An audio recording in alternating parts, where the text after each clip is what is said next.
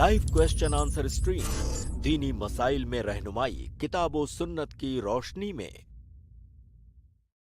अस्सलामु अलैकुम व रहमतुल्लाहि व बरकातुहू। अल्हम्दुलिल्लाहि वहदा वस्सलातु वस्सलामु अला मन ला नबिय्य बअदह, अम्मा बाद। मैं आप तमाम भाइयों और बहनों का इस्तकबाल करता हूँ, आपको खुशामदीद कहता हूँ हमारी इस रमज़ान स्पेशल लाइव क्वेश्चन और आंसर्स की स्ट्रीम में।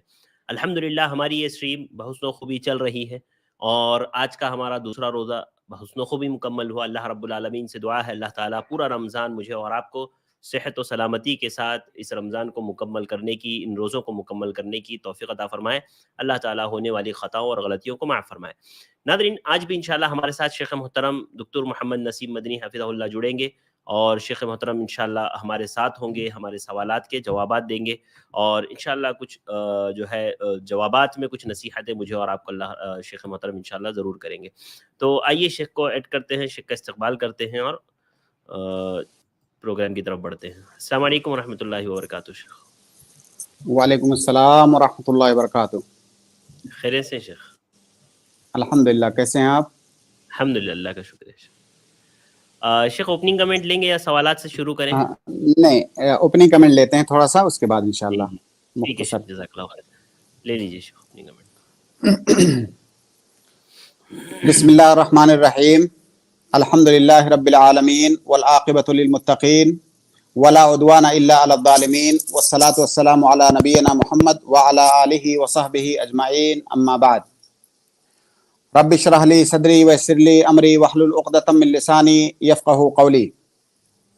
मोहतरम नाज़रीन, रमज़ानुल मुबारक का ये खैर व बरकत वाला महीना हमारे ऊपर साया फगन हो चुका है और हमारे 2 रोज़े अल्हम्दुलिल्लाह मुकम्मल भी हो चुके हैं और इसी मुनासबत से रमज़ान के अहकाम और मसाइल से आपको आगाह करने के लिए ये प्रोग्राम किया जा रहा है।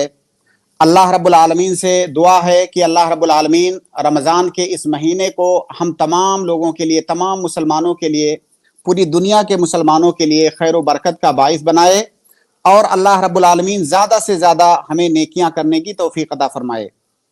सामिने कराम, यूं तो अल्लाह रब्बुल आलमीन की हम कोई भी इबादत करते हैं, उस इबादत का बहुत अजीम मकाम होता है, क्योंकि इबादत करना ही हमारी ज़िंदगी का अव्वलीन मकसद है।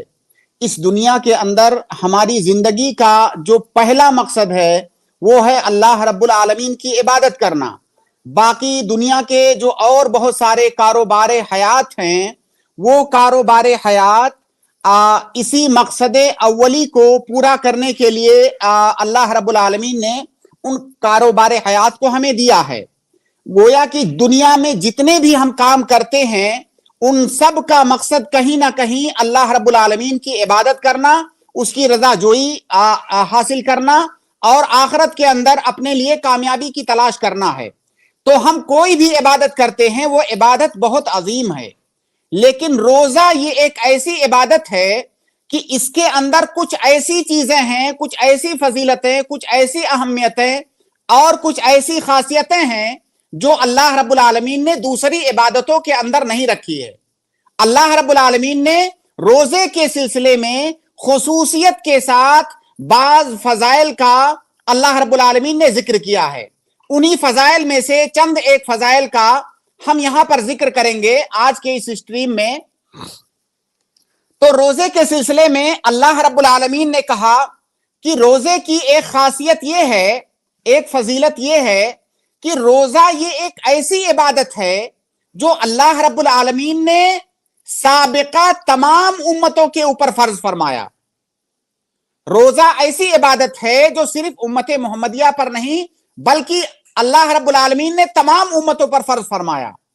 और ये इस बात की दलील है कि रोजा अल्लाह रब्बुल आलमीन को कितना ज्यादा महबूब है कि जितनी उम्मतें इस दुनिया के अंदर गुजरी उन तमाम उम्मतों के लिए अल्लाह रब्बुल आलमीन ने रोजे को फर्ज फरमाया।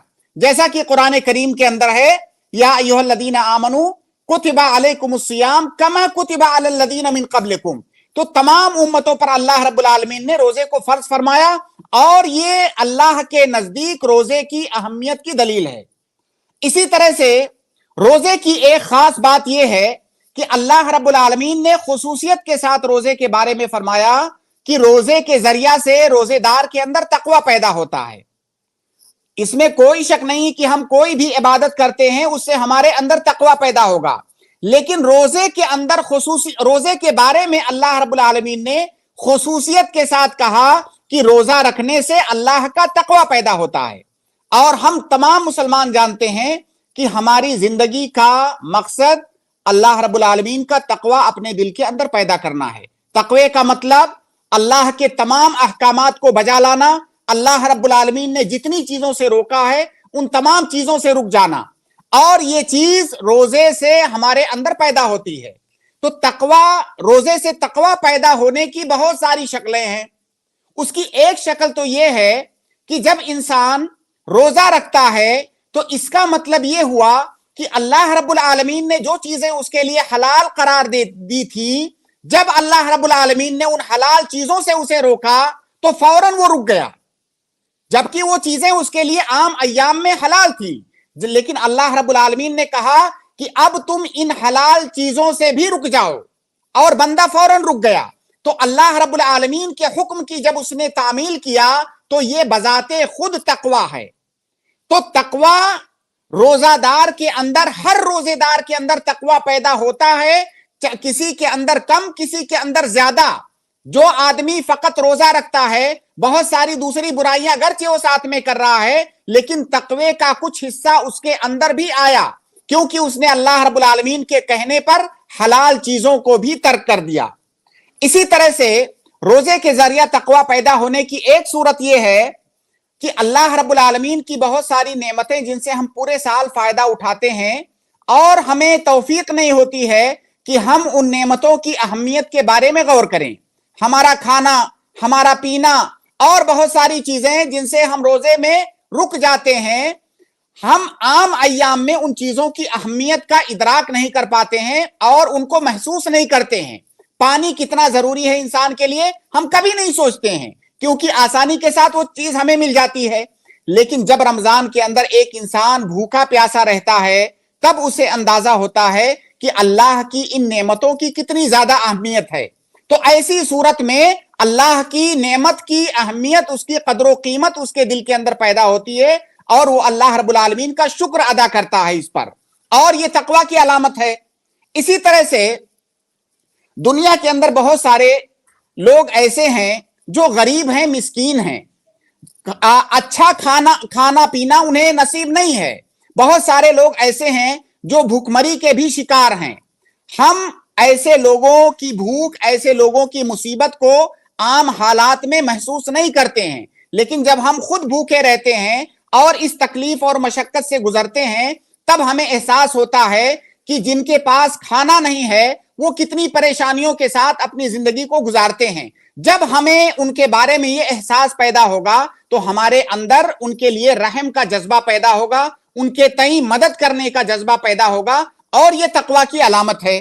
اسی طرح سے عام طور سے دیکھا جاتا ہے کہ ایک انسان جو پورے سال بہت ساری برائیاں کرتا ہے، بہت سارے معاصی کے اندر وہ لت پت ہوتا ہے، جب رمضان کا مہینہ آتا ہے تو ایک برے سے برا انسان بھی جب روزہ رکھتا ہے تو بہت ساری برائیوں سے وہ جو ہے اپنے آپ کو دور کر لیتا ہے۔ اب وہ انسان جو پورے سال برائیاں کر رہا تھا، اگر چند برائیوں سے بھی اس نے روزے کی حالت میں اپنے آپ کو دور کیا تو یہ تقوی کی علامت ہے، کیونکہ تقوی پیدا ہو رہا ہے تبھی وہ اپنے آپ کو ان برائیوں سے دور کر رہا ہے۔ گرچہ یہ تقوی وقتی ہی کیوں نہ ہو، لیکن اس کے اندر تقوی پیدا ہو رہا ہے۔ تو تقوی پیدا ہونے کی بہت ساری شکلیں ہیں روزے کے ذریعہ سے، اسی لیے اللہ رب العالمین نے کہا کہ روزے دار کے اندر روزہ رکھنے سے تقوی پیدا ہوتا ہے۔ اسی طرح سے روزے کی ایک فضیلت اور اہمیت یہ ہے کہ اللہ کے نبی صلی اللہ علیہ وسلم کی ایک حدیث ہے کہ من صام یوما فی سبیل اللہ بعد اللہ وجہہ عن النار 70 خریفا۔ اگر کسی انسان نے اللہ رب العالمین کے لیے ایک دن کا روزہ رکھا، خلوص دل کے ساتھ ایک دن کا روزہ رکھا، تو اللہ رب العالمین اس کے بدلے میں اس کو جہنم سے 70 سال دور کر دیتا ہے۔ آپ اندازہ لگائیے کہ ایک دن کا روزہ رکھنے سے خلوص اور للہیت کے ساتھ آپ 70 سال جہنم سے دور ہو گئے، جیسا کہ اللہ کے نبی صلی اللہ علیہ وسلم نے یہ خوشخبری سنائی ہے۔ اس سے آپ روزے کی اہمیت کا اندازہ لگائیے۔ اسی طرح سے روزے کے بارے میں اللہ رب العالمین نے کہا کہ الصوم لی، جبکہ روزہ میرے لیے ہے، جبکہ ہم سب جانتے ہیں کہ جتنی بھی عبادتیں ہیں تمام عبادتیں اللہ کے لیے ہی ہیں، لیکن روزے کے بارے میں اللہ رب العالمین نے خصوصیت کے ساتھ فرمایا کہ الصوم لی، روزہ میرے لیے ہے۔ تو اللہ رب العالمین نے روزے کی فضیلت اور اس کا شرف بتانے کے لیے اس کی نسبت اپنی طرف کی۔ اور دوسری بات یہ کہ ایک انسان جب روزہ رکھتا ہے تو اس کے اندر خلوص پیدا ہونے کا امکان دوسری عبادتوں کے مقابلے میں روزے کے اندر زیادہ ہوتا ہے، کیونکہ دوسری جو عبادتیں ہوتی ہیں عام طور سے ہم اسے لوگوں کے سامنے کرتے ہیں، لیکن روزہ، اگر کوئی انسان روزہ رکھا ہے تو اس کے چہرے پر لکھا نہیں ہوتا ہے کہ یہ روزے سے ہے۔ اگر وہ چاہے تو گھر کے اندر جا کر کے کھا سکتا ہے، پی سکتا ہے، لیکن اس کو کھانے اور پینے سے صرف اللہ رب العالمین کا خوف رو کے رکھتا ہے، ورنہ اگر وہ چاہے تو چپکے سے کھا پی سکتا ہے۔ اس کا مطلب وہ روزہ فقط اللہ کے لیے رکھ رہا ہے۔ اسی لیے اللہ رب العالمین نے کہا کہ الصوم لی، تو روزے کے اندر جس قدر خلوص پایا جاتا ہے دوسری عبادتوں کے اندر خلوص پائے جانے کا امکان اس سے کم ہے۔ اسی طرح سے روزے کی ایک خاص بات یہ ہے کہ روزے کے بارے میں اللہ رب العالمین نے کہا کہ روزے کا بدلہ میں خود دوں گا۔ اور آپ سوچئے کہ جب اللہ رب العالمین کسی نیکی کا بدلہ کہہ رہا ہے کہ میں خود دوں گا تو وہ کتنا دے گا؟ وہ بے حساب دے گا۔ اللہ رب العالمین نوازنے والا ہے، اللہ رب العالمین کریم ہے، تو اللہ رب العالمین روزے کا جو بدلہ ہے وہ بے حساب دے گا۔ اللہ کے نبی صلی اللہ علیہ وسلم کی ایک حدیث ہے کہ کل عمل ابن آدم الحسنۃ بعشر امثالها، کل عمل ابن آدم یضاعف، ہر آدمی، ہر انسان جب کوئی نیک عمل کرتا ہے تو اللہ رب العالمین اسے بڑھا کر کے نیکیاں دیتا ہے۔ الحسنۃ بعشر امثالها، ایک نیکی انسان کرتا ہے تو اللہ رب العالمین 10 نیکیاں دیتا ہے۔ الی 700 ضعف، 700 گنا تک نیکیوں کا اجر و ثواب اللہ رب العالمین ہمیں بڑھا کر کے دیتا ہے۔ الا الصوم، سوائے روزے کے۔ دوسری نیکیوں کے بارے میں ہے کہ 10 گنا سے لے کر کے 700 گنا تک، لیکن روزے کے بارے میں ہے کہ روزے کا اجر و ثواب 700 گنا پر جا کر کے رک نہیں جاتا ہے بلکہ بے حساب ہے۔ تو روزے کا اجر و ثواب اللہ رب العالمین کتنا دے گا یہ اللہ رب العالمین ہی جانتا ہے۔ تو روزے کا ثواب بے حساب، بے کتاب ہے۔ اسی طرح سے روزے کے بارے میں اللہ کے نبی صلی اللہ علیہ وسلم نے فرمایا کہ الصوم جنۃ، کہ روزہ یہ ڈھال ہے، روزہ ڈھال ہے برائیوں سے، روزہ ڈھال ہے معصیت سے، روزہ ڈھال ہے جہنم سے۔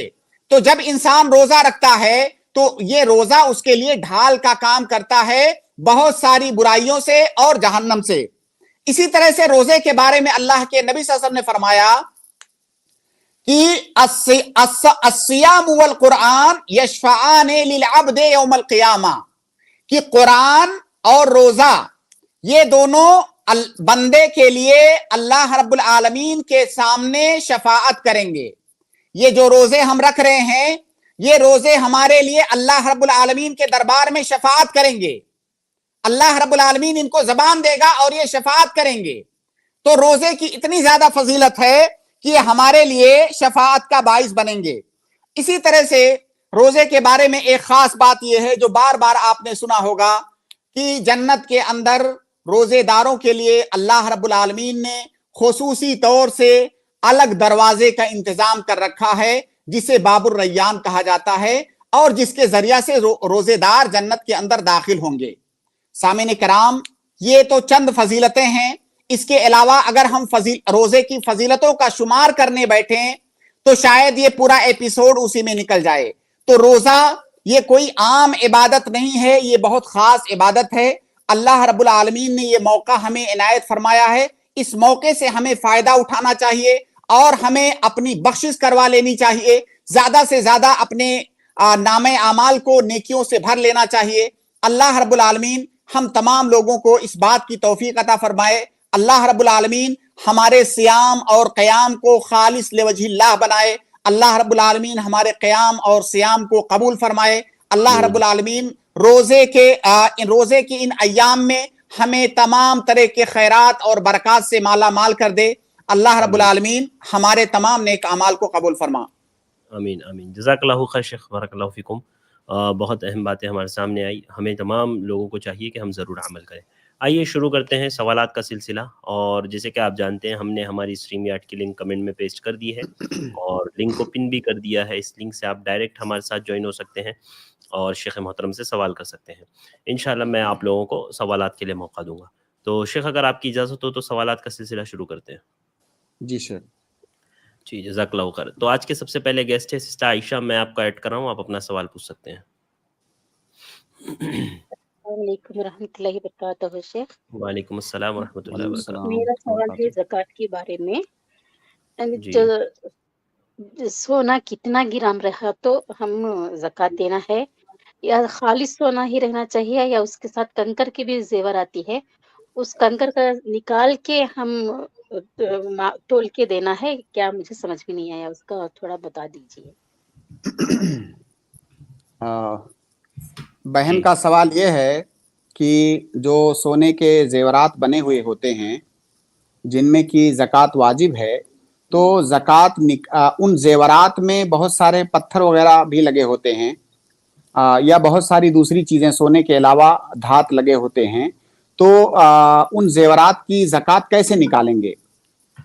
बहन देखिए, उसका एक सिंपल तरीका है, वो ये है कि सोने में ज़कात उस वक्त वाजिब है जब आपके पास पेवर सोना 85 ग्राम हो।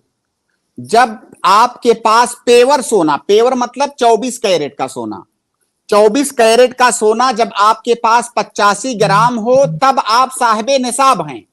अगर उससे कम आपका पेवर सोना है तो आप साहिबे निसाब नहीं है, आप पर ज़कात वाजिब नहीं है।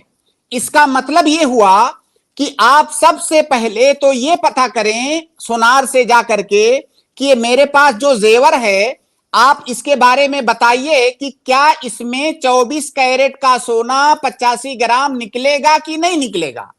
अगर उसने कहा कि हाँ ये 85 ग्राम या उससे ज्यादा इसमें 24 कैरेट का सोना निकलेगा, अब आप साहिबे निसाब हो गई। अब ये पहला मरहला आपने तय कर लिया, आपने ये जान लिया कि मैं साहिबे निसाब हूं, मेरे ऊपर ज़कात वाजिब है। अब दूसरा मरहला ये है कि अब आपको उसमें ज़कात निकालना है। अब आप क्या करेंगे?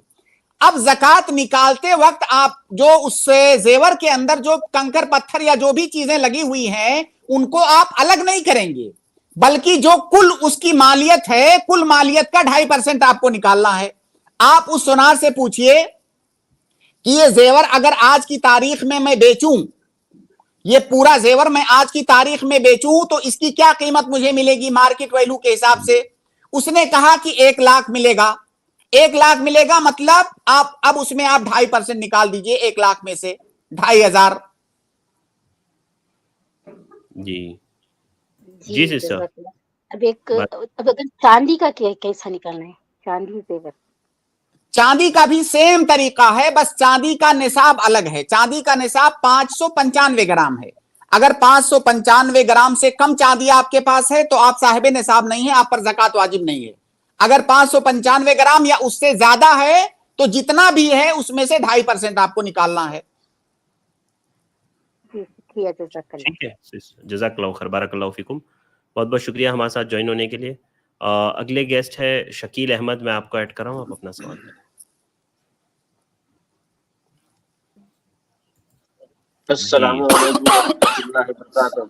वालेकुम अस्सलाम व रहमतुल्लाहि। मेरा सवाल ये है कि रोजे की हालत में जो बाहर मुल्क जाने के लिए, आपकी आवाज कट गई भाई, शकील भाई। जी अस्सलाम वालेकुम। वालेकुम अस्सलाम। जी मेरा सवाल ये है कि रोजा रखते हुए अगर मेडिकल जो बाहर मुल्क जाने, नहीं भाई, ऐसा लग रहा है जैसे आप सवाल पर जा रहे हैं, आपका वॉल्यूम कम हो जा रहा है, बिल्कुल सुनाई नहीं दे रहा। शकील भाई थोड़ा सा, अगर आपने हेडफोन लगाए हैं तो माइक को थोड़ा सा करीब करके बोले, या मोबाइल को डायरेक्ट करीब करके बोले थोड़ा सा। نہیں شکیل بھائی آواز نہیں آ رہی ہے آپ کی، بالکل آواز نہیں آ رہی ہے. شکیل صاحب آپ کو آواز آ رہی ہے ہماری؟ ٹھیک ہے میں یہاں سے ڈراپ کر رہا ہوں نیٹ ورک پرابلم ہونے کی وجہ سے. میں اگلے گیسٹ اسامہ حمزہ کو ایڈ کر رہا ہوں، آپ اپنا سوال کریں. جی السلام علیکم شیخ.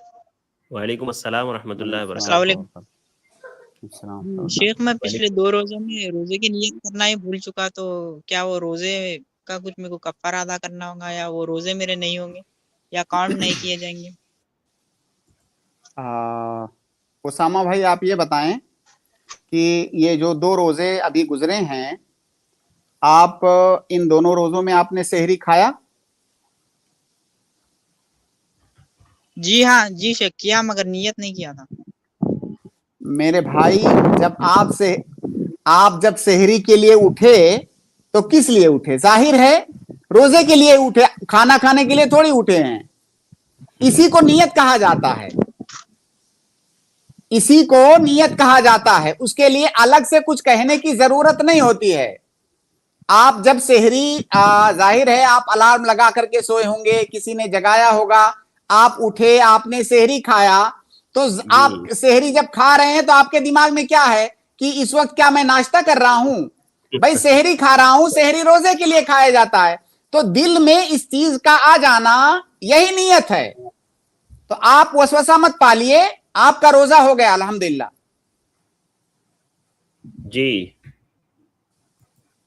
جی اسامہ حمزہ بھائی جواب مل گیا نا آپ کو بھائی؟ امید ہے مل گیا ہوگا. آواز نہیں آ رہی ہے آپ کی اسامہ بھائی. ٹھیک ہے میں یہاں سے ڈراپ کر رہا ہوں. جزاک اللہ خیر، بارک اللہ فیکم. امید ہے آپ کو جواب مل گیا ہوگا. اگلے گیسٹ ہے محمد یوسف، میں آپ کو ایڈ کر رہا ہوں، آپ اپنا سوال کریں. السلام علیکم. وعلیکم السلام ورحمۃ اللہ وبرکاتہ.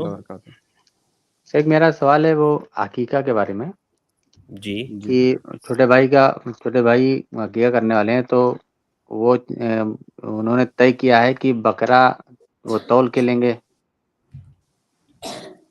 ایک طریقہ تو ہو گیا کھڑا کھڑا بکرا تول کے لیں گے، اور ایک طریقہ ہو گیا کہ وہ یہاں ذبح کرے گا تو جو گوشت نکلے گا وہ تول کے لیں گے. تو کیا یہ جائز ہے؟ دیکھیے جب عقیقہ آپ کر رہے ہیں تو ایک بات دھیان میں رکھیں کہ جس وقت آپ اس بکرے کو ذبح کر رہے ہیں وہ بکرا آپ کی ملکیت ہونی چاہیے، وہ بکرا آپ کی ملکیت میں آ جانا چاہیے.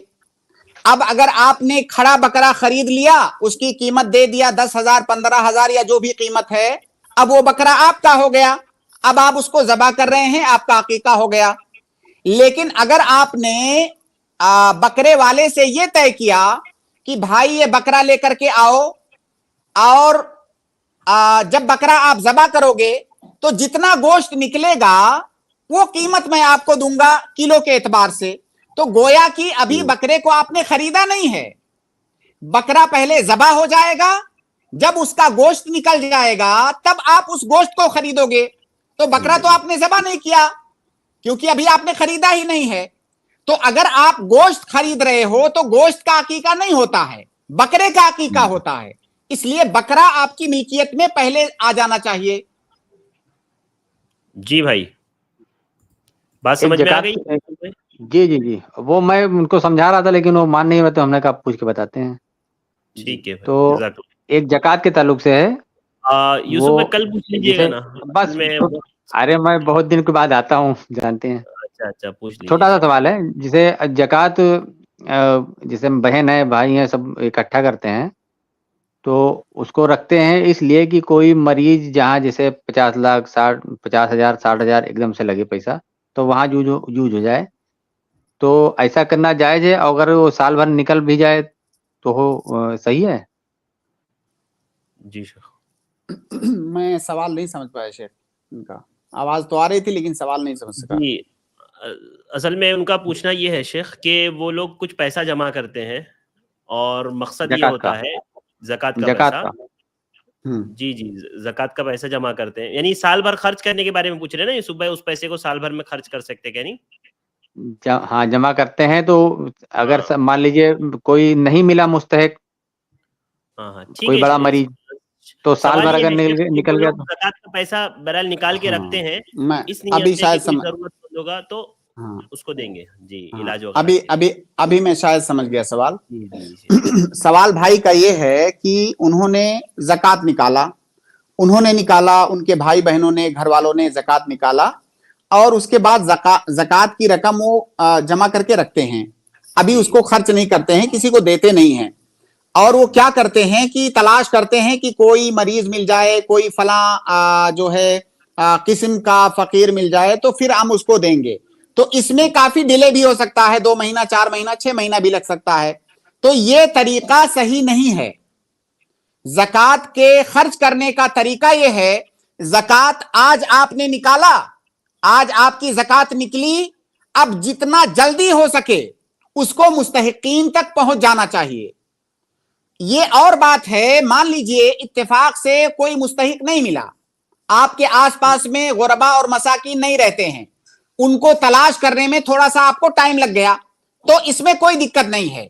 वो अगर टाइम लग गया उज़्र की बुनियाद पर, लेकिन फकत इसलिए रोक करके रखना कि फला टाइप का फकीर मिलेगा तब मैं उसे दूंगा, यह सही नहीं है। ज़कात को जैसे ही निकले करीब तरीन वक्त में उसको उसके मुस्तहिकीन तक पहुंचना चाहिए। जी यूसुफ जी, जज़ाकल्लाह। बारकल्लाह फ़ीकुम, बहुत बहुत शुक्रिया हमारे साथ ज्वाइन होने के लिए। मैं अगले गेस्ट फारूक खान को ऐड कर रहा हूँ। फारूक भाई आप अपना सवाल कर सकते हैं। जी, अस्सलाम वालेकुम। वालेकुम अस्सलाम व रहमतुल्लाहि व बरकातुहू। मेरा थोड़ा हज के मसले से सवाल है जी जी फरमाएं। कि इंशाल्लाह ये साल जो हज को जाना है तो वहाँ तो हमारी कुर्बानी होगी, तो बोलना ये है कि क्या हमको इंडिया में भी कुर्बानी करना है, हमारे घर पे जो बच्चे रहेंगे उनके ईद की कुर्बानी? जी शेख।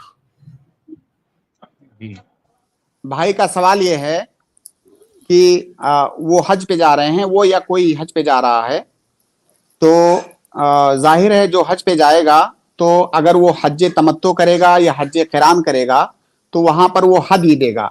हदी बोलते हैं उसको अरबी में, हम उर्दू में कुर्बानी बोल देते हैं उसको। तो वो अपने हज वाली जो कुर्बानी है वो वहां पर देगा। क्या यहाँ जो घर पे जो लोग हैं वो कुर्बानी देंगे कि नहीं? घर पे जो लोग हैं वो अपनी कुर्बानी देना चाहें तो अपनी कुर्बानी देंगे, वो वहां पर जो दे रहा है वो उसके ऊपर वाजिब है। हज का जैसे जो हज के वाजिबात हैं उनमें से एक है कुर्बानी देना, और वो भी हज की जो 3 किस्में हैं तीनों में नहीं है बल्कि 2 किस्मों में है, एक तमत्तो में और एक क़िरान में।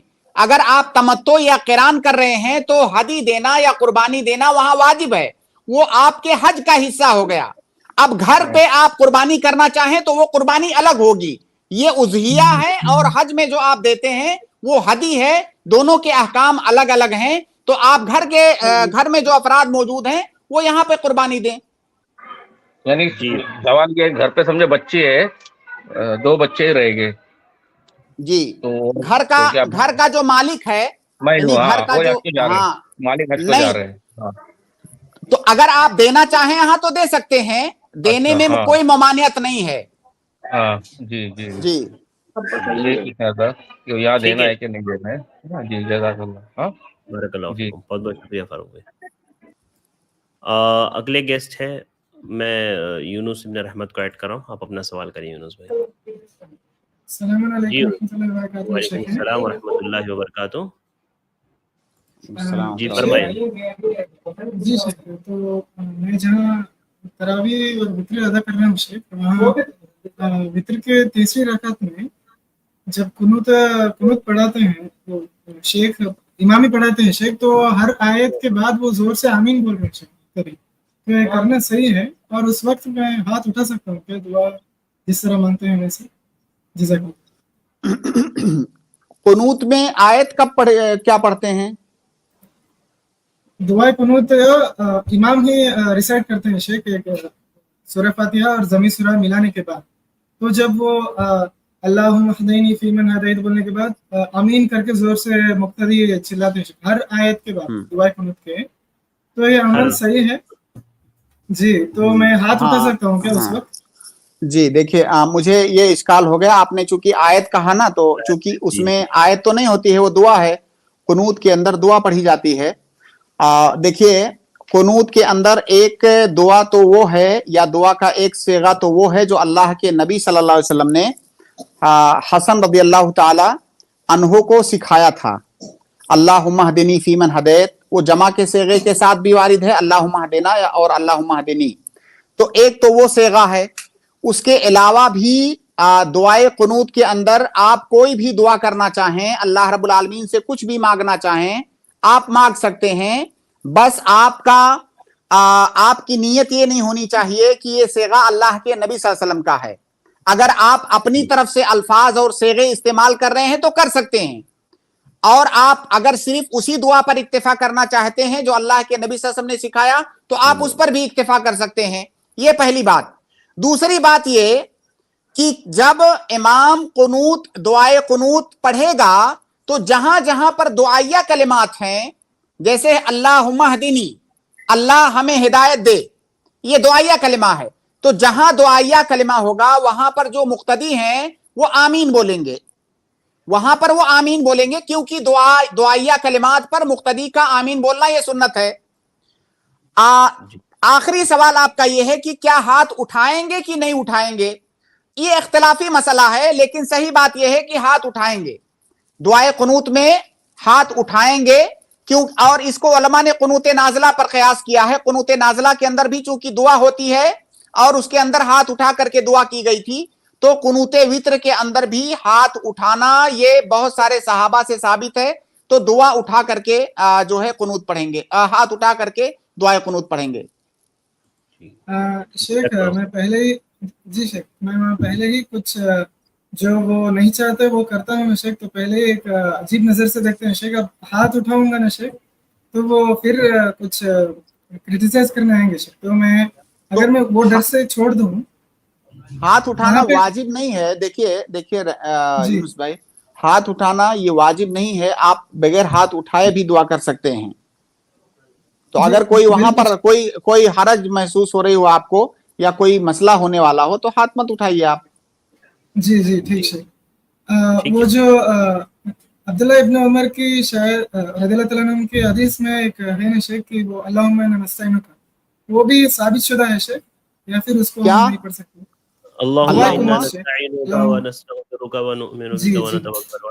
नहीं, वो अल्लाह के नबी सल्लल्लाहु अलैहि वसल्लम ने जो कुनूत सिखाया हसन रज़ियल्लाहु ताला अन्हु को, उसके अंदर ये अल्फाज नहीं है, लेकिन जाहिर है ये अल्फाज भी दुआया कलिमात हैं, इनको आप कह सकते हैं।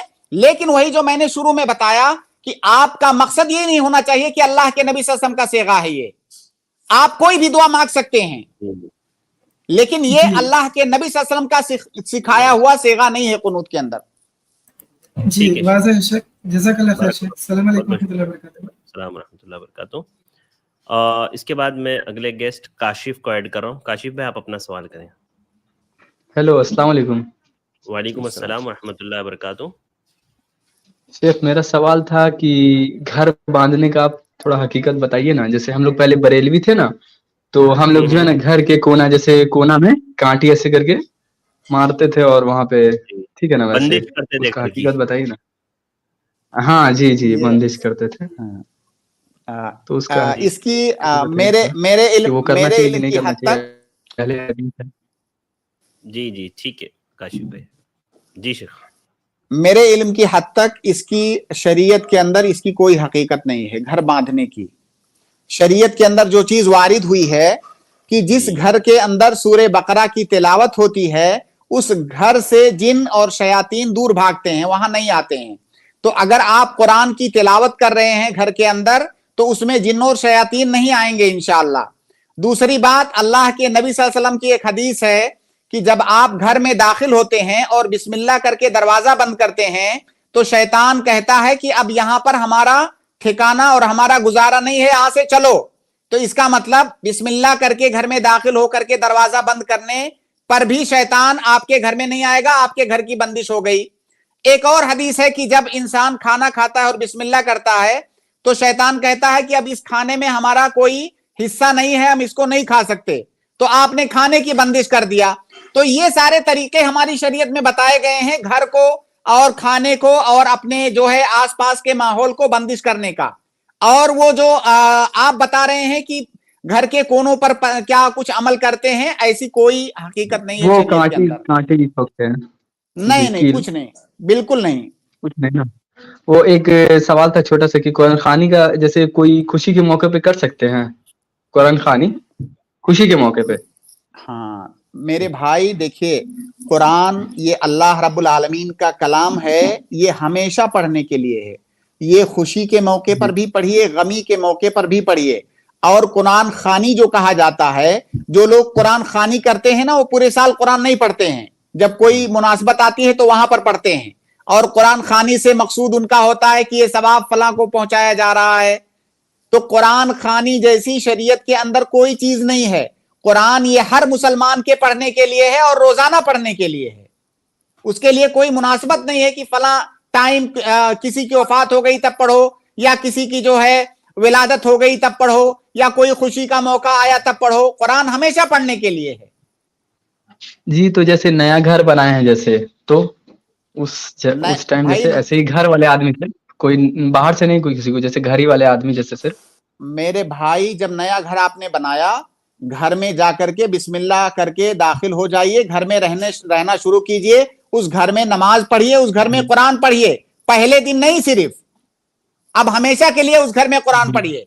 जैसे आप अपने पुराने घर में पढ़ते थे, अब उस नए घर में भी रोजाना कुरान पढ़िए। ऐसा नहीं कि आज दाखिल हो रहे हैं तो आज खुसूसियत के साथ कोई कुरान खानी होनी है, ये बिदात है।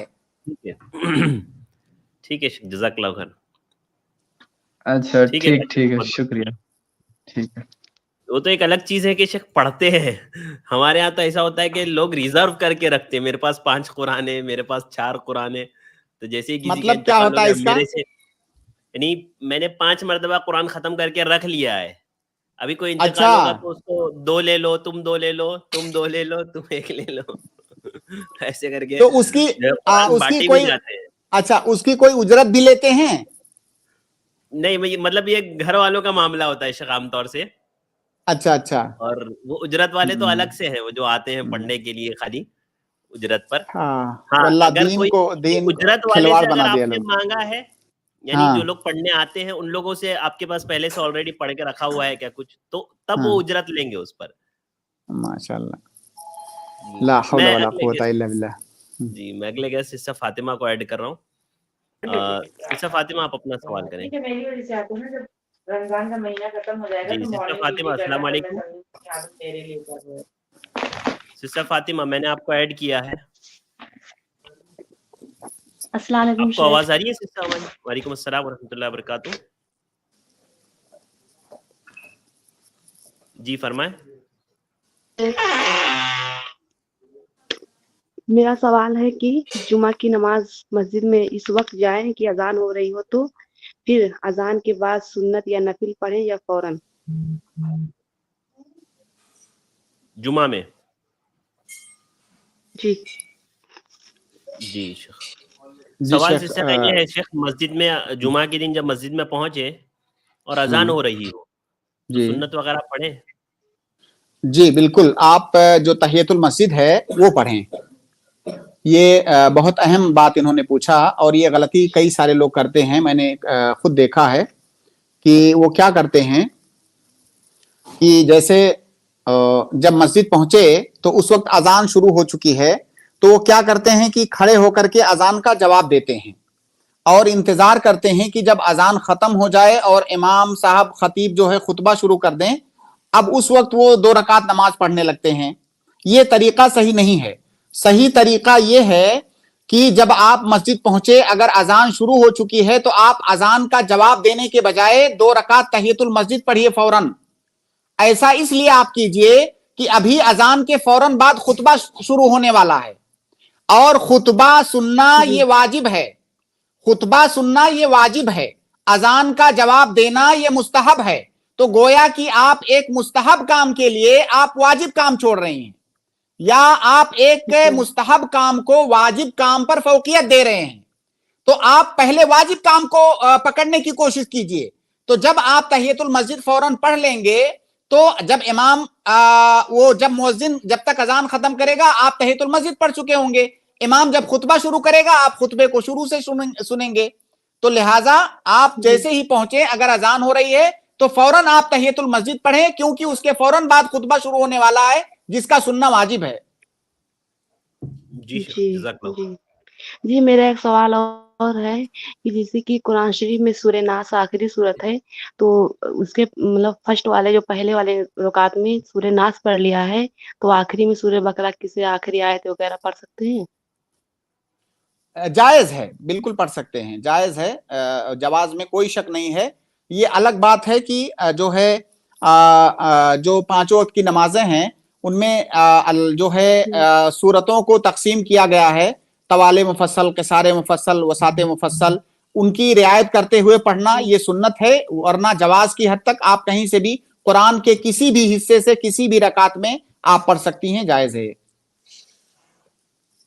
ठीक है, जज़ाकल्लाह खैर। जज़ाकल्लाह। बहुत बहुत शुक्रिया सिस्टर, बारकल्लाहु फीकुम। अस्सलाम वालेकुम।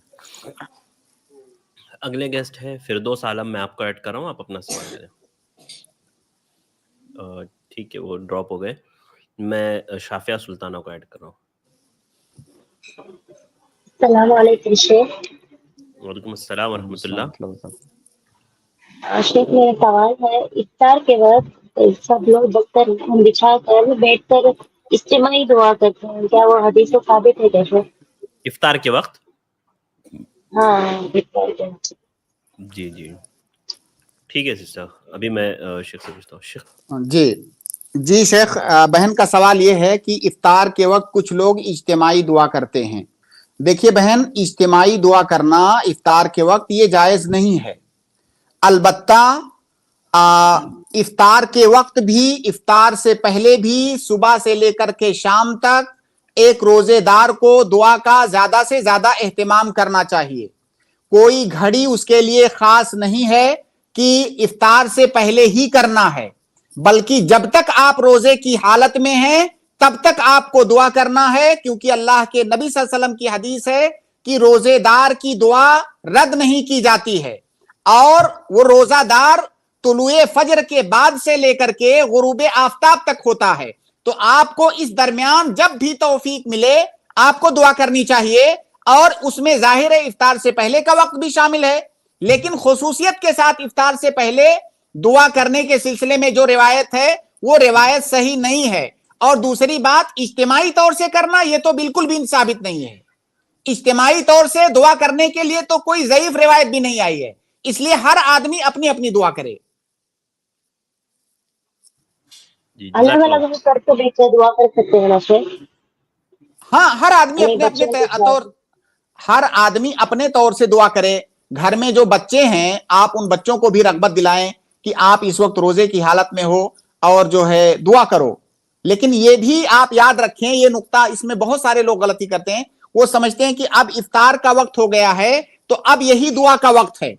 कोई शक नहीं है, वो भी दुआ का वक्त है, वही दुआ का वक्त नहीं है, वो भी दुआ का वक्त है। और जब तक आप रोजे की हालत में हैं वो पूरे औकात दुआ के लिए हैं। आप कभी भी दुआ करें, इफ्तार के वक्त भी करें, उससे पहले भी करें।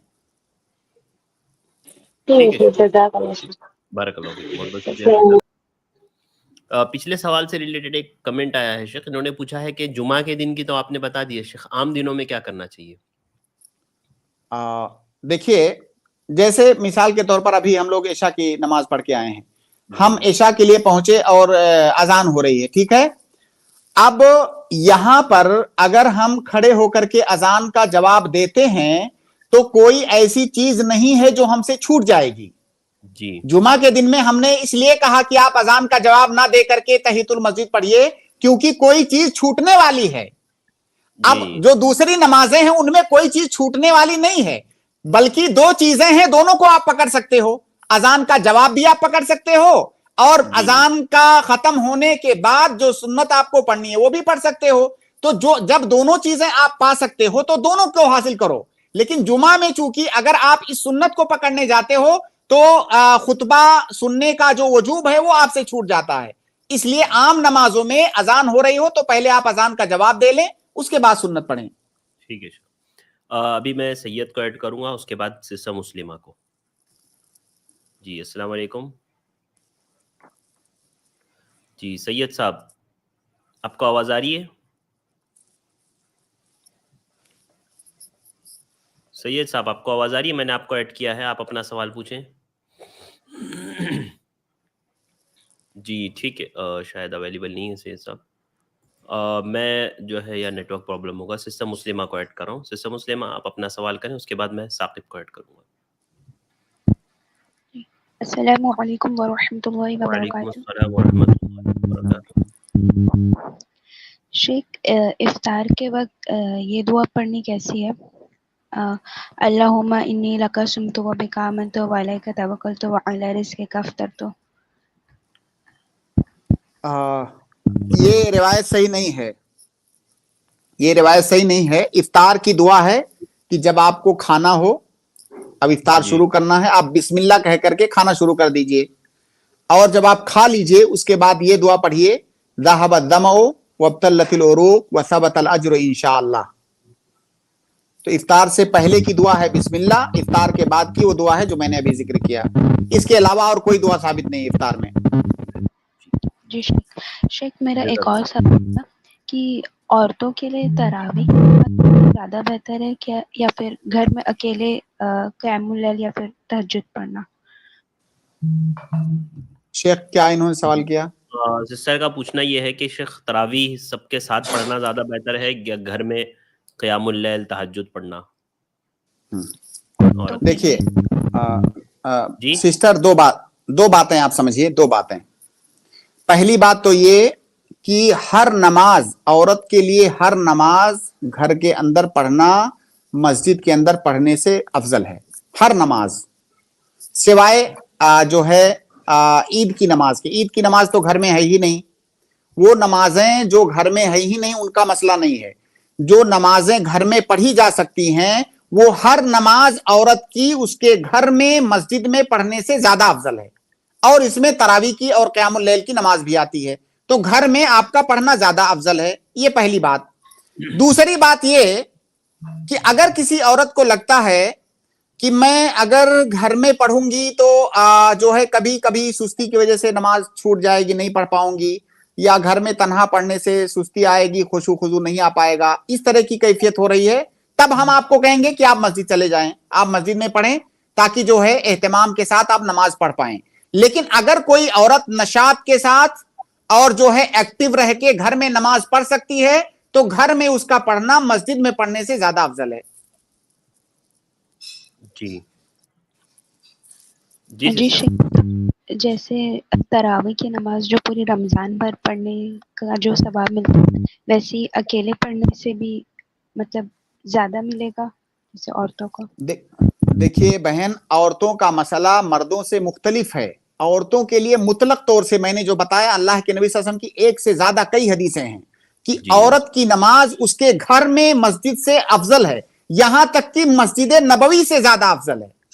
اللہ کے نبی صلی اللہ علیہ وسلم نے جس صحابیہ سے یہ بات کہی تھی، وہ صحابیہ اللہ کے نبی صلی اللہ علیہ وسلم کے ساتھ مسجد میں جماعت کے ساتھ نماز پڑھنا چاہتی تھی.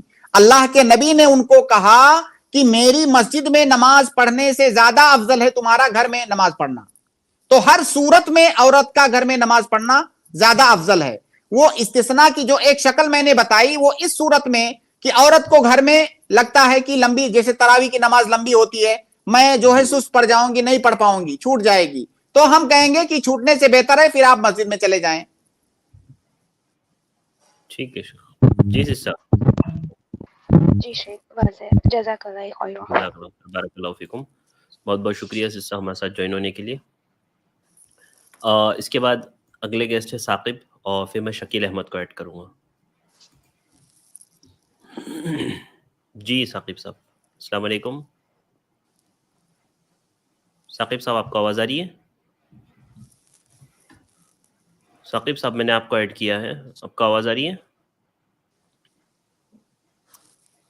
ٹھیک ہے، میں شکیل احمد کو ایڈ کر رہا ہوں، اور اس کے بعد انشاءاللہ میں خالق کو ایڈ کروں گا. جی السلام علیکم شکیل صاحب. شکیل بھائی میں نے آپ کو ایڈ کیا ہے، آپ کو آواز آ رہی ہے تو آپ انمیوٹ کر کے اپنا سوال پوچھیں جلدی سے. شکیل صاحب آپ انمیوٹ کریں اور اپنا سوال پوچھیں، اور شاید نیٹ ورک پرابلم ہے ان کا بھی. میں آپ کو ہٹا رہا ہوں. اگلے گیسٹ ہے خالق, میں آپ کو ایڈ کر رہا ہوں. اس کے بعد انشاءاللہ میں بنت اکبر خان کو ایڈ کروں گا. جی السلام علیکم. وعلیکم السلام ورحمۃ اللہ وبرکاتہ. شیخ جی میرا فرمائیں. سوال یہ تھا کہ جو ہم وضو کرتے ہیں تو اس میں جی دو طریقے میں نے سنا ہے کہ مطلب یا کلی الگ سے کی جائے اور ناک میں پانی الگ سے ڈالا جائے, جی اور ایک طریقہ یہ ساتھ میں کچھ پانی منہ میں ڈالا جائے اور اسی سے جو ہے ناک میں ڈالا جائے پانی. دونوں طریقوں میں سے افضل کون سا طریقہ ہے؟ افضل یہ ہے کہ جب پانی لیا جائے چلو میں تو کچھ حصہ منہ میں ڈالا جائے, کچھ حصہ ناک میں ڈالا جائے, یعنی ایک ہی چلو پانی سے کچھ منہ میں لیا جائے, کچھ ناک میں ڈالا جائے, یہ افضل ہے. دونوں طریقے ثابت ہیں شیخ؟ دونوں طریقے جائز ہیں. دیکھیے وضو میں جو حکم دیا گیا ہے وہ حکم یہ ہے کہ مضمضہ کرنا ہے, مضمضہ مطلب کلی, اور استنشاق کرنا ہے یعنی ناک میں پانی ڈالنا. تو اگر آدمی نے الگ الگ کیا تب بھی اس پر عمل ہو گیا تو اس لیے بھی جائز ہے. لیکن جو طریقہ ہے سنت طریقہ, وہ آپ ہاتھ میں پانی لیں اور تھوڑا منہ میں ڈالیں, تھوڑا ناک میں ڈالیں, یہ افضل ہے. شیخ چھوٹا سا سوال ہے کہ اطلاق کے تعلق جی سے, جہاں میں بولیے. رہتا ہوں وہاں پر ایک صاحب ہے, وہ ان کے پاس حنفی لیڈیز وغیرہ کچھ مسائل لے کر کے آتے طلاق کے. تو بعض ایسا میں نے دیکھا ہے کہ 3 طلاق ہو گئی ہے تب بھی وہ دوسرا نکاح پڑھا دیتے ہیں. 3 طلاق ہو گئی ہے تب بھی وہ نکاح پڑھا دیتے ہیں اسی عورت کے ساتھ. تو کیا یہ جائز ہے؟ شیخ کیا سوال ہے ان کا؟ تھوڑی آواز پھنس رہی 3 تھی. طلاق کیسے, مطلب کس نوعیت سے دیتے ہو ہوتی ہے 3 طلاق؟ مطلب 3 مہینے میں پوری طلاق ہوتی ہے وہ تینوں. ان کا سوال جو یہ ہے شیخ, ان کے یہاں کوئی عالم صاحب ہے جو 3 طلاق ہونے کے باوجود نکاح پڑھا دیتے ہیں. دیکھیے بھائی میرے, تھوڑا سوال آپ کا لمبا ہے. دیکھیے 3 طلاق کب ہوتی ہے جانتے ہیں؟ 3 طلاق ہونے کا طریقہ یہ ہے کہ کسی آدمی نے اپنی بیوی کو طلاق دیا, پہلی بار میں طلاق دیا. اب وہ چاہے 50 بار بولا یا 1 بار بولا, پہلی بار میں طلاق دیا. اس کے بعد اس نے عدت رہتے ہوئے یا تو رجوع کر لیا, اب دوبارہ اس کی بیوی ہو گئی, یا رجوع نہیں کیا, عدت نکل گئی, دوبارہ نکاح کیا اور اس کو اپنی زوجیت میں لے لیا. اب 1 طلاق اب تک ہو چکی ہے اس کی. دوبارہ پھر بعد میں بیوی بنانے کے بعد چاہے رجوع کے ذریعہ بیوی بنایا یا نکاح جدید کے ذریعہ بیوی بنایا, دوبارہ پھر دونوں میں کوئی مسئلہ ہوا, پھر طلاق دے دیا. اب یہ دوسری طلاق ہوئی. اب جب دوسری طلاق دے دیا, پھر اس کے پہلا جو پروسیس تھا رجوع کرنے کا یا نکاح جدید کرنے کا, دونوں میں سے کوئی ایک کر کے دوبارہ پھر بیوی بنا لیا. اب اس کے بعد پھر تیسری بار میں کوئی مسئلہ ہوا دونوں کے درمیان, پھر اس نے کچھ دنوں بعد طلاق دے دیا. اور یہ جو تیسری طلاق دیا یہ ایسے ہی نہیں کہ تیسرے مہینے میں دے دیا, بلکہ بیوی بنانے کے بعد تیسری طلاق دیا. اب اس کو کہتے ہیں تیسری طلاق. اب اس کے بعد وہ اس کو اپنی بیوی نہیں بنا سکتا ہے جب تک کسی اور سے اس کی شادی نہ ہو جائے. اب مجھے نہیں معلوم کہ آپ 3 طلاق کا کیا مطلب سمجھتے ہیں. 3 طلاق ایسے نہیں ہوتا ہے کہ پہلے مہینے میں 1 طلاق دیا, دوسرے میں دوسرا دیا, تیسرے میں تیسرا دیا, 3 طلاق ہو گئی. بلکہ پہلی طلاق دینے کے بعد دوسری طلاق اس وقت تک نہیں دے سکتا ہے جب تک وہ دوبارہ اس کی زوجیت میں لوٹ نہ آئے. اگر زوجیت میں لوٹنے سے پہلے وہ طلاق دیتا ہے تو اس طلاق کا کوئی مطلب نہیں ہے. ٹھیک ہے شیخ, سمجھ گئے. ٹھیک ہے خالد, جزاک اللہ خیر, بارک اللہ فیکم. اس کے بعد میں بنت اکبر کو ایڈ کر رہا ہوں, آپ اپنا سوال پوچھیں. السلام علیکم. وعلیکم السلام ورحمۃ اللہ وبرکاتہ. جی شیخ, میرا سوال یہ ہے کہ قیام اللیل کی نماز اکیلے پڑھتے وقت فون میں قرآن دیکھ کر پڑھ سکتے ہیں کیا؟ اگر قرآن کو لے کر پڑھیں گے تو پیج پلٹانے میں, کرنے میں زیادہ حرکت رکھنے کرنے میں مشکل, تو فون کو مطلب کالز وغیرہ جو بھی نوٹیفیکیشن رہتے وہ آف کر کے پڑھ سکتے ہیں کیا؟ اگر آپ کو قیام اللیل لمبی کرنی ہے تو اور آپ کو اتنا قرآن نہیں یاد ہے تو پڑھ سکتے ہیں, انشاءاللہ کوئی حرج کی بات نہیں ہے. جی ٹھیک ہے, بارک اللہ فیکم, بہت بہت شکریہ. اگلے گیسٹ ہے طاہا, میں آپ کو ایڈ کر رہا ہوں, آپ اپنا سوال کریں. جی طاہا بھائی. وعلیکم السلام. جی شیخ, میرا یہ سوال تھا کہ جیسے کہ نماز پڑھتے ہیں تو امام کے بازو میں اگر نماز پڑھتے ہیں تو ہمیں زیادہ ثواب ہے کہ مطلب امام کے کتنے قریب ہونا چاہیے کہ ثواب زیادہ ہے جماعت کے ساتھ جب نماز پڑھتے تو؟ دیکھیے نماز جماعت میں آپ امام کے جتنا قریب رہیں اتنا بہتر ہے. پہلی صف کی بہت زیادہ فضیلت ہے. پہلی صف کی ابھی جیسے فضیلت ہماری احادیث مسجد میں شیخ ہماری جی مسجد میں جو ہے جگہ نہیں رہتی ہے تو اس کے لیے ہاں کیا کرتے ہیں کہ جہاں پر امام نماز پڑھتے ہیں تو وہ صف بھی ہاں پوری مکمل کرتے ہیں تو اس میں جو امام جی کے بازو میں نماز پڑھے گا تو اسے زیادہ ثواب ہاں ملے گا. وہ پہلی صف مانی جائے گی. ظاہر ہے اگر امام کے ساتھ صف بنائی جاتی ہے مسجد تنگ ہونے کی وجہ سے تو پہلی صف ہوگی, اس کی فضیلت دوسری سب سے زیادہ ہے. اور شیخ ایک اور سوال تھا کہ جو 3 رکعت وتر پڑھاتے تو جی یہ 3 رکعت میں جو 1 رکعت وتر پڑھاتے ہیں تو یہ اللہ کے نبی سے ثابت ہے 1 رکعت وتر پڑھنا؟ دونوں طریقے ثابت ہیں. تینوں رکعتوں کو کانٹینیو پڑھنا بھی ثابت ہے اور 2 رکعت پر سلام پھیر کر کے تیسری رکعت الگ سے پڑھنا, دونوں ثابت ہیں اور صحیح حدیث سے ثابت ہیں. اور 1 رکعت کی بھائی وہی تو میں نے بتایا, وہ 1 رکعت کی نہیں, وہ جو ہے 3 رکعت ہے. 2 رکعت پہلے آپ نے پڑھا سلام پھیر دیا, اب 1 رکعت الگ سے پڑھ رہے ہیں. نہیں بعض جیسے کئی ٹائم ایسا ہوتا ہے کہ 1 ہی رکعت پڑھتے ہیں 2 رکعت نہیں پڑھتے اچھا پہلے ہاں والی تو وہ یہ ثابت. سوری ہاں آپ کا یہ سوال ہے, یعنی صرف 1 جی رکعت پر اکتفا کرنا بالکل ثابت ہے, صحیح جی حدیث سے ثابت ہے. صحیح حدیث سے ثابت ہے ٹھیک ہے اللہ کے نبی صلی اللہ علیہ وسلم کی کہ رات کی نماز آپ 2 رکعت پڑھو اور جب جو ہے آپ کو صبح ہونے کا خطرہ ہونے لگے تو 1 رکعت پڑھ لو. توتر اور یہ لہو شیخ ما کہ قد جیسے جی اور جی جیسے لیلۃ القدر کے ٹائم ہماری مسجد میں اکثر مسجد میں ایسا ہوتا ہے کہ قیام اللیل یعنی کہ تراویح ہو جاتی ہے 8 رکعت, پھر رات کو 3 بجے اس کے بعد تب وتر پڑھائی جاتی ہے اور اس کا مطلب لمبی دعا کا اہتمام ہوتا ہے. تو یہ نہیں اللہ کے نبی سے نہیں یہ طریقہ نہیں ثابت ہے. 2 بار اچھا قیام اللیل نہیں ہوتا ہے, قیام اللیل 1 بار ہوتا ہے. جی بعد میں آپ کو نماز پڑھنی ہے, آپ تنہا آپ لوگ نماز پڑھیں, لیکن تراویح کی نماز ہو چکی جو عشاء کے بعد ہوئی, اب دوبارہ جماعت کے ساتھ پڑھانا یہ ثابت نہیں ہے. ٹھیک ہے شیخ جزاک اللہ خیر. ٹھیک ہے. مجھے لگا شاید وطر بول رہے تھے, وہ لاسٹ میں خالی وطر پڑھتے ہیں اور لمبی دعا اچھا پڑھتے ہیں اس میں وطر میں. نہیں وطر کو بھی آپ روک کے کیوں رکھتے ہیں بھائی؟ جو لوگ آپ کے ساتھ عشاء کے بعد تراویح کی نماز پڑھے ہیں, اب اگر آپ وطر کو روک کے رکھتے ہیں تو اس کا مطلب وہ پھر دوبارہ آئیں, ان میں سے جی کتنے لوگ آئیں گے کتنے لوگ نہیں آئیں گے, اس لیے آپ سب کو ساتھ میں پڑھیں. جی ٹھیک ہے جزاک اللہ خیر. اس کے بعد میں اگلے گیسٹ جو ہے فردوس عالم کو ایڈ کروں, آپ اپنا سوال کریں. جی فردوس عالم. ہیلو السلام علیکم. وعلیکم السلام. وعلیکم السلام ورحمۃ اللہ وبرکاتہ. جی شیخ جی میں بولیے. پوچھنا چاہتے تھے کہ میرے یہاں پہ ایک چھوٹی سی مسجد ہے, وہاں پہ جی جیسے کہ ہمارے دادا لوگ کو بنائے ہوئے ہیں, بہت دن سے ہیں, بچپن سے دیکھ رہے ہیں ہم لوگ. جی تو وہاں پہ سن رہے ہیں کہ کوئی بول رہے ہیں کہ پہلے سے قبر تھے, تو ابھی کنفرم بھی معلوم نہیں ہو رہا ہے کہ تھے, اور کوئی بڑا لوگ بول رہے ہیں کہ نماز نہیں ہوں گے, قبر تھے یہاں پہ. تو کیا وہاں پہ نماز ہوں گے ہم لوگوں کا یا پھر نہیں ہوں گے؟ جی شیخ. دیکھیے یہ آپ لوگوں کے دادا لوگوں کا کام تھا اور آپ لوگ جی اس میں زیادہ کریدنے کی ضرورت نہیں ہے. جن لوگوں نے مسجد بنائی ہوگی انہوں نے کنفرم کر کے بنایا ہوگا کہ یہاں پہ کچھ بھی نہیں ہے. قبر کے اوپر مسجد نہیں بنائی جاتی ہے, جب تک وہاں قبر ہے تب تک مسجد نہیں بنائی جا سکتی.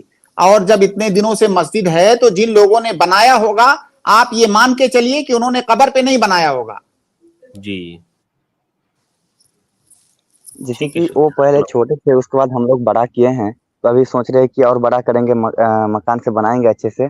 تو سب کوئی بول رہے ہیں کہ نہیں ہوں گے, اب مکان سے بنانے سے کوئی فائدہ نہیں, اسی لیے کنفیوز ہو رہے ہیں. تو کیا اس میں ہم لوگ نماز پڑھ سکتے ہیں یا پھر کنفیوز دور کرنے کے لیے دیکھیے کچھ اس کا علاج ہے؟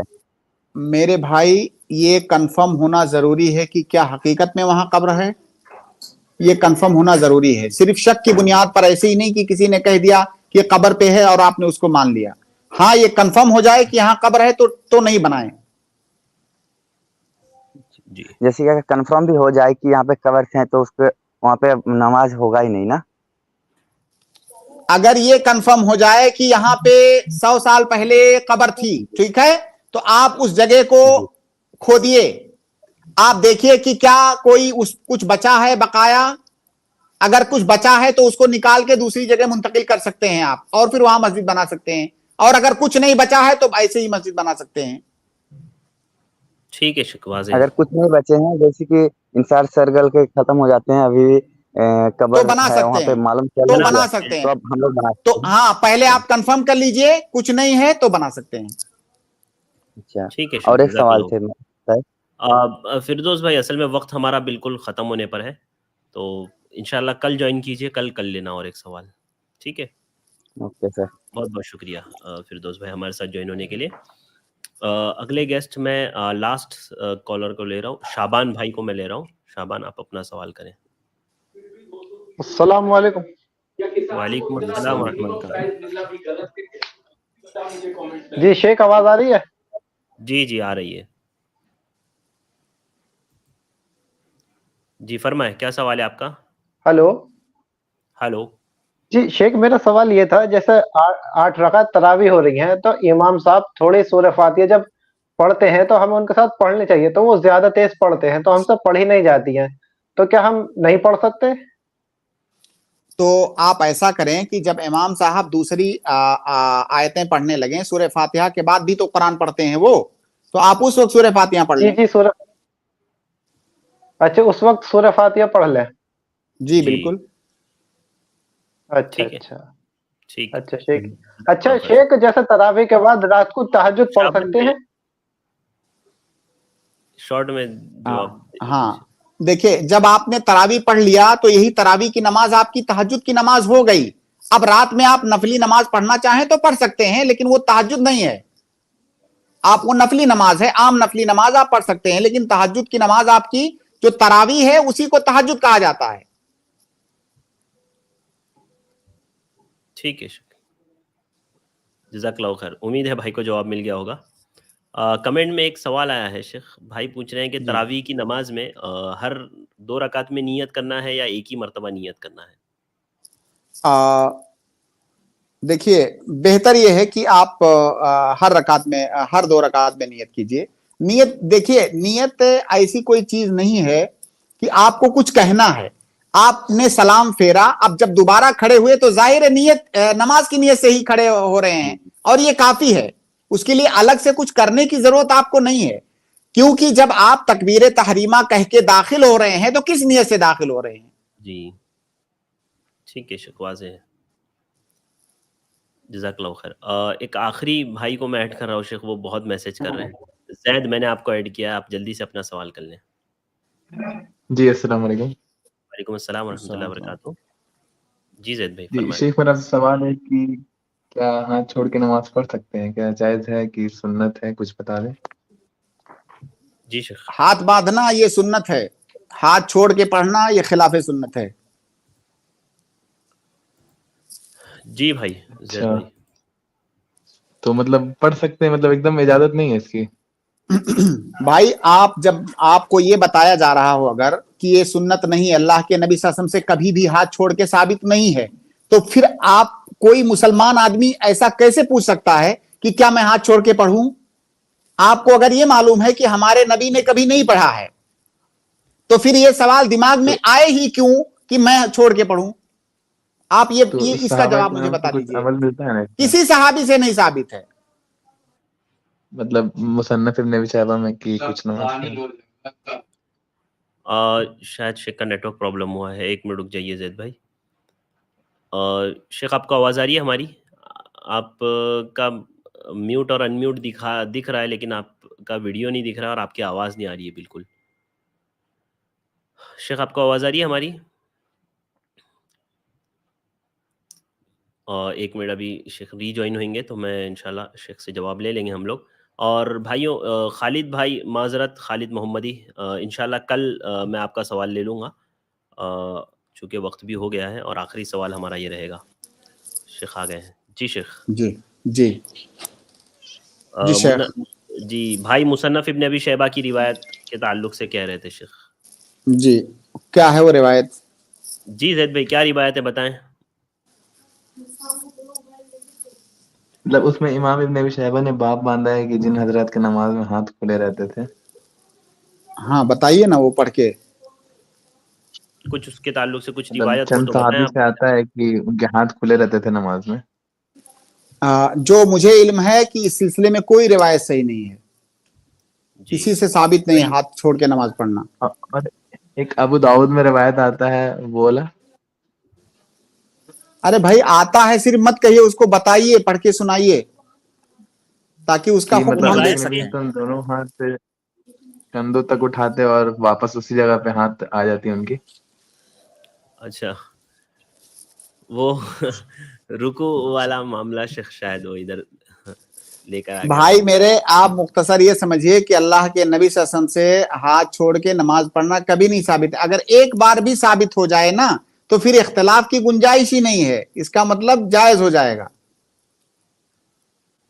और इमाम मालिक से मतलब तो आता है ना, इमाम मालिक हाथ छोड़ के पढ़ते थे। हाँ, तो आप बताइए कि क्या इमाम मालिक आपके लिए हुज्जत हैं? नहीं। दूसरी बात यह कि इमाम मालिक के बारे में कहा जाता है कि वो उज्र की हालत में उन्होंने किया था। जिन लोगों ने उसको जिक्र भी जो करते हैं वो तौजीह उसकी की जाती है कि उज्र था, उनको जो है कोई परेशानी थी हाथ में, तो इसलिए वो छोड़ के। तो परेशानी अगर आपको है तो आप भी हाथ छोड़ के पढ़िए। ओ अच्छा है, ठीक है शेख, जवाब मिल गया। जज़ाकल्लाहु खैर ज़ैद भाई, बारकल्लाहु फ़िकुम। जज़ाकल्लाह। हाँ, बहुत बहुत शुक्रिया शेख वक्त देने के लिए, और अल्लाह आपको जज़ाकल्लाह ज़ाहिर खैरन, दे, बारकल्लाह कबूल करे फीकुम, हमारी बारकल्लाह। कोशिशों को। आमीन। आमीन इंशाल्लाह कल आमीन मुलाकात आमीन होगी। अस्सलाम वालेकुम इंशाअल्लाह। वरहमतुल्लाहि वबरकातुहू। अस्सलाम वालेकुम। इसके बाद मैं अपने तमाम भाइयों और बहनों का शुक्रगुजार हूँ कि अल्हम्दुलिल्लाह आप हमारे साथ जुड़े रहे, आपने सवालात की। उम्मीद करते हैं आपको तशफ़ी बख्श जवाबात मिले होंगे। आज के लिए ही बस इतना ही, इंशाअल्लाह कल फिर दोबारा मुलाकात होगी।